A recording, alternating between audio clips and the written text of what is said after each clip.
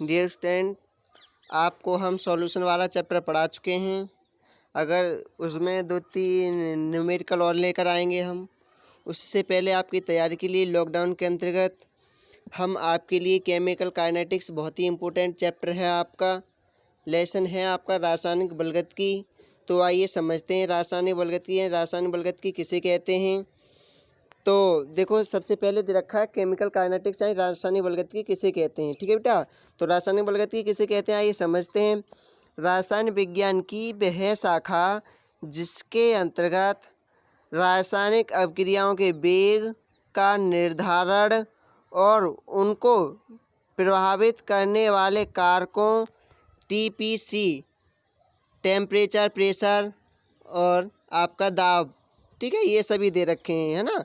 यानी प्रभावित करने वाले कारकों आदि का अध्ययन किया जाता है, रासायनिक बलगतकी कहलाती है।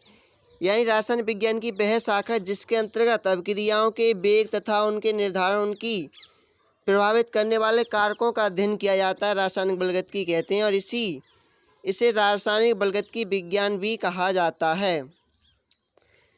सभी रासायनिक अभिक्रियाएं एक साथ एक समान वेग से संपन्न नहीं होती हैं। सभी केमिकल रिएक्शन क्या होती हैं, एक साथ एक समय में क्या होती हैं, संपन्न नहीं हो पाती हैं। कोई कार्य एक साथ तो संपन्न हो नहीं पाता है, कोई धीमी करता है, कोई तेज करता है, कोई बहुत तेज करता है। यानी दो हम क्या ले लें, दो श्रमिक ले लें, तो कोई क्या करेगा, बहुत तेज करना जानता है, कोई क्या करता है बहुत धीरे धीरे, और एक क्या करता है वो बहुत ही धीमे धीमे करता है। तो ऐसे लोग भी मिलते हैं। ऐसे क्या होता है केमिकल रिएक्शन में भी वही होता है कि बहुत लोग क्या करते हैं, या इसी में केमिकल रिएक्शन में क्या होता है कि कोई क्रिया तेजी से हो जाती है, कोई क्रिया धीमी से होती है, कोई क्रिया बहुत ही धीमी से होती है। ठीक है, रासायनिक अभिक्रियाएं एक समय में एक समान वेग से नहीं होती हैं, ये सभी अलग अलग वेग से संपन्न होती हैं। ये क्या होती हैं, अलग अलग वेग से क्या होती हैं, संपन्न होती हैं। ठीक है, इसे आधार पर इन्हें 3 भागों में विभक्त किया गया है। इन्हें कितने भागों में विभक्त किया गया है, 3 भागों में। Very fast reaction, very slow reaction और स्लो रिएक्शन। 3 प्रकार की होगी हमारी। वेरी फास्ट रिएक्शन तीव्र अभिक्रियाएं, वेरी स्लो रिएक्शन अति मंद अभिक्रियाएं, स्लो रिएक्शन मंद अभिक्रियाएं। ठीक है, तो आइए हम तीनों के बारे में बात करते हैं। तो वेरी फास्ट रिएक्शन सबसे पहले दे रखा है, वेरी फास्ट रिएक्शन किसे कहते हैं, तो आइए समझते हैं। वे अभिक्रियाएं जो तीव्र वेग के साथ संपन्न होती हैं, वे अभिक्रियाएं जो तीव्र वेग के साथ होती हैं, अर्थात पलक झपकते समय में ही पूर्ण हो जाती हैं, अति तीव्र अभिक्रियाएं कहलाती हैं। इनमें आयनिक रूप से आयन भी भाग लेते हैं, अतः आयनिक अभिक्रियाएं कहलाती हैं। इनमें क्या होता है, इस अभिक्रिया में आयन भाग लेते हैं, तो ये क्या कहलाती हैं, आयनिक अभिक्रियाएं भी कहलाती हैं। जैसे देख लेते हैं AgCl plus NaNO3। AgCl plus NaNO3 क्या है आपका, फॉर्मूले हैं सिल्वर क्लोराइड और नाइट्रेट सोडियम। तो आई AgNO3 इधर से यहाँ से क्या होगा, Ag अलग हो जाएगा और NO3 क्या हो जाएगा, यहाँ पर अलग हो जाएगा। Na यहाँ से अलग हो जाएगा और Cl यहाँ से अलग हो जाएगा, तो यहाँ पर आग बन जाएगा हमारा NaCl। इधर देखते हैं, देखो Ag पर हमारा पॉजिटिव चार्ज आ जाता है और Cl पर नेगेटिव चार्ज होता है। इसी प्रकार सोडियम पर क्या होता है, पॉजिटिव चार्ज होता है। नाइट्रेट पर क्या होता है, सोडियम नाइट्रेट क्या होता है आपका, NaNO3। ठीक है, इसी प्रकार से AgNO3 plus NaCl sodium chloride और सिल्वर नाइट्रेट। आइए बात करते हैं अगली, वेरी स्लो रिएक्शन। तो वेरी स्लो रिएक्शन किसे कहते हैं, अति मंद अभिक्रियाएं के लिए। तो आइए समझते हैं। वे अभिक्रियाएं जो अति मंद गति के साथ संपन्न होती हैं, अति मंद अभिक्रियाएं कहलाती हैं। वे अभिक्रियाएं जो बहुत धीमी धीमे होती हैं, हमारी क्या कहलाती हैं, अति मंद अभिक्रियाएं कहलाती हैं।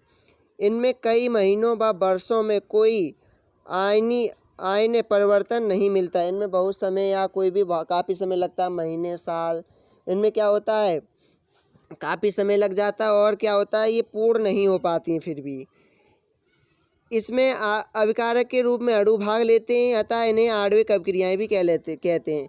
इनमें क्या करते हैं, अभिकारक क्या लेते हैं, भाग लेते हैं, इसलिए इन्हें क्या कहते हैं, आणविक अभिक्रियाएं भी कहते हैं। तो यहाँ तक हमारा समझ में आ गया, यानी very fast reaction, very slow reaction. अब क्या रह गया हमारी, स्लो रिएक्शन। तो स्लो रिएक्शन किसे कहते हैं, आइए समझते हैं। पहले वेरी स्लो रिएक्शन का एक एग्जाम्पल समझ लेते हैं। A2NO2 के द्वारा उत्प्रेरक की उपस्थिति में H2O का बनना अति मंद अभिक्रिया का उदाहरण है। ठीक है, क्या होता है, देखो H2 प्लस O2 को मिलाने के बाद क्या होता है, हमारा उत्प्रेरक की उपस्थिति में H2O बन जाता है। ठीक है डियर स्टूडेंट, जैसे यहाँ पर क्या हमारा H2 हो गया और यहाँ पर क्या हो गया, O2 हो गया। उत्प्रेरक की उपस्थिति में हम दोनों को मिलाया तो इधर क्या बन जाता है, हमारा जल बन जाता है, वाटर बन जाता है। ठीक है, वाटर बन जाता है हमारा। तो ये क्या हो गई, ये काफ़ी समय धीरे धीरे होती रहती है। अब दे रखा है स्लो रिएक्शन। तो डियर स्टूडेंट, स्लो रिएक्शन किसे कहते हैं, आइए समझते हैं। वे अभिक्रियाएँ जो धीमी वेग के साथ होती हैं मंद अभिक्रियाएँ कहलाती हैं। वे अभिक्रियाएँ जो धीमे वेग के साथ होती रहती हैं मंद अभिक्रियाएँ कहलाती हैं। देख लेते हैं, जैसे CH3COOH plus C2H5OH, CH3COO C2H5 plus H2O। CH3COOH क्या है हमारा, एसिटिक एसिड। CH2H5 का है हमारा एथिल एल्कोहल। तो इसी प्रकार से यहाँ पर बन जाएगा एथिल एसीटेट। ठीक है, तो CH3 यहाँ से क्या उठाया हमने, देखो यहाँ से CH3 उठा लिया हमने, CH3COOH उठा लिया, और यहाँ से क्या किया CH3COO, और यहाँ से क्या हुआ C2H5 उठा लिया, C2H5 उठा लिया, और यहाँ पर क्या किया C2H5 जोड़ दिया। अब देखो एक H हमारा यहाँ से बचा और एक H हमारा यहाँ से बचा, एक H ये बचा हुआ है। ठीक है, और एक O बचा हुआ है, ये वाला ही।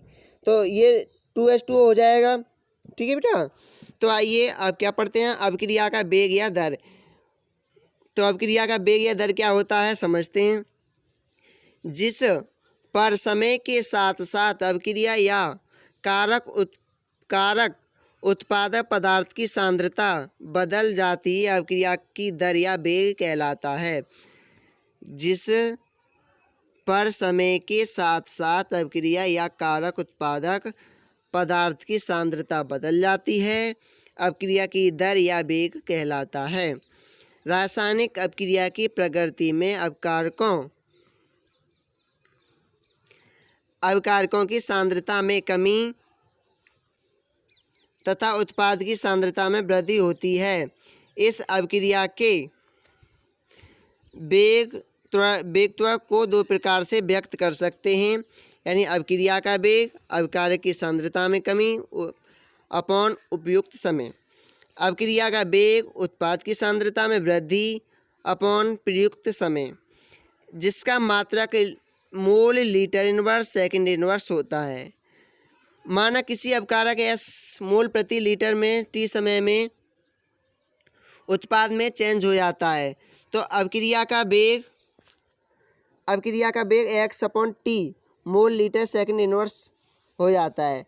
रासायनिक अभिक्रिया आरंभ होने पर अभिक्रिया का वेग तेज होता है और जो धीरे धीरे कम हो जाता है। रासायनिक अभिक्रिया का आरंभ होने पर क्या होगा, वेग बहुत तेज होता है और धीरे धीरे क्या हो जाता है, कम हो जाता है। जैसे खेत में क्या करते हैं, श्रमिक काम करते हैं तो शुरू में क्या करते हैं, बहुत तेज़ी से करते हैं, मगर धीरे धीरे क्या होता है, वो अपनी धीमी फिर उनकी गति क्या हो जाती है, उनकी ऊर्जा क्या हो जाती है, बेस्ट हो जाती है, तो वो क्या आ जाते हैं, स्लो मोशन में आ जाते हैं, धीरे धीरे कार्य करने लगते हैं। इसी प्रकार से केमिकल रिएक्शन में आपके लिए समझना है, ना कि आपको श्रमिकों वाले में समझना है। तो क्या होता है, एकदम अभिक्रिया का तेज क्या होता है, शुरू में तेज होता है, बाद में क्या हो जाता है, हमारा धीरे धीरे होने लगती हैं। जैसे देखो सांद्रण लिया हमने, कोई भी लिया, अब क्या किया हमने, सांद्रण है आपका उत्पाद, हमने कहा था रासायनिक अभिक्रिया होने का वेग तेज हो जाता है, तो देखो ये क्या है आपका उत्पाद है, ये क्या हो जाएगा, बढ़ जाता है। अभिक्रिया क्या हो जाता है, हमारा घट जाता है। ठीक है बेटा, इसी प्रकार से अभिक्रिया का वेग यहाँ पर क्या होगा, देखो ये दे रखा है, इसी प्रकार से यहाँ पे क्या होगा, उत्पाद कम हो जाएगा, अभिक्रिया क्या होगा, बढ़ जाएगा बेटा। अभिक्रिया के वेग को 3 भागों में व्यक्त किया गया है। अभिक्रिया के वेग को कितने भागों में डिवाइड किया गया है, 3 भागों में। आज केवल हम आपके लिए एक ही भाग पढ़ाएंगे और नेक्स्ट वीडियो में आपके लिए अभिक्रिया के 2 भाग और पढ़ाएंगे, और भी जो कुछ होंगे नेक्स्ट टॉपिक आपके लिए पढ़ाए जाएंगे। जैसे अभिक्रिया का वेग, जिसमें अभिकारक या उत्पाद की सांद्रता में इकाई समय में होने वाला परिवर्तन अभिक्रिया का औसत वेग कहलाता है। यह अभिक्रिया का औसत वेग 2 रूपों में व्यक्त किया जाता है। अभिक्रिया का वेग कितने रूपों में व्यक्त किया जाता है? 2 रूपों में व्यक्त किया जाता है। जैसे देख लेते हैं। अभिक्रिया का औसत वेग बराबर अभिकारक की सांद्रता में परिवर्तन अपॉन परिवर्तन में लगा समय। अभिक्रिया का औसत वेग क्या करेंगे हम? पहले क्या देख लेंगे? अभिक्रिया की सांद्रता में क्या होगा? अभिकारक की सांद्रता में परिवर्तन या सांद्रता जो भी है, और आपका परिवर्तन में कितना समय लग रहा है, तो परिवर्तन में कितना समय लग रहा है हम उसे अपॉन में लिख देते हैं। इसी प्रकार से दूसरा, अभिकारक का औसत वेग उत्पाद की सांद्रता में परिवर्तन और परिवर्तन में लगा समय। यहाँ पर क्या था? रिएक्टेंट में जो परिवर्तन हो रहा था, यहाँ पर क्या है? प्रोडक्ट में जो परिवर्तन होगा। ठीक है बेटा, जो भी समय लगेगा आप हम फॉर्मूले के अनुसार न्यूमेरिकल कराएंगे इस पर, और आपके लिए कराएंगे। ठीक है बेटा, अगर वीडियो पसंद आई हो तो हमारे चैनल को सब्सक्राइब कर लें और लाइक करना वीडियो को नहीं भूलें, और कमेंट करके बताएं। कहीं भी समझ में नहीं आए तो कमेंट अवश्य करें।